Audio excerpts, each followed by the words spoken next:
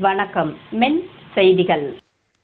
மதுரை மாநகர் சுடுதண்ணி வாய்க்கால் சாலை ராமானுஜபுரம் அருள்மிகு ஸ்ரீ பத்ரகாளியம்மன் திருக்கோவிலில் 62வது ஆண்டு ஆடி மாத உற்சவ விழா வெகு சிறப்பாக நடைபெற்றது.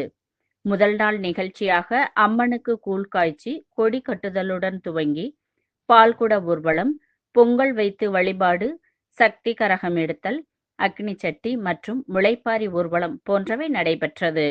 அதனைத் தொடர்ந்து அம்மனுக்கு சிறப்பு பூஜைகள் செய்யப்பட்டு அன்னதானம் நடைபெற்றது. விழாவின் நிறைவாக 56வது வார்டு மாமன்ற உறுப்பினர் திருமதி ஜென்னியம்மாள் அவர்கள் தலைமையில் தாய் வனகாளி தர்மபீட அறக்கட்டளை நிர்வாக தலைவர் ஏ கருப்பையா அவர்கள் முன்னிலையிலும் திருவிளக்கு பூஜை நடைபெற்றது. நிகழ்ச்சி ஏற்பாடுகளை நிர்வாக தலைவர் பால்பாண்டி, நிர்வாக செயலாளர் திராவிட மாறி, நிர்வாக பொருளாளர் பாலாஜி மற்றும் சக்திவேல், கோவில் பூசாரிகள் சுந்தரபாண்டி, சிறப்பு பூசாரி கருப்பு சிவா, சாமிக்கண்ணு ஆகியோர் நிகழ்ச்சியில் கலந்து கொண்டனர்.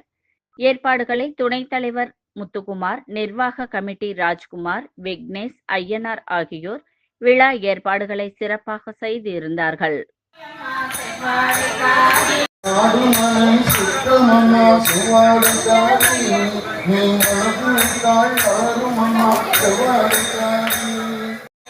மென் செய்திகளுக்காக செய்தியாளர் பாலாஜி.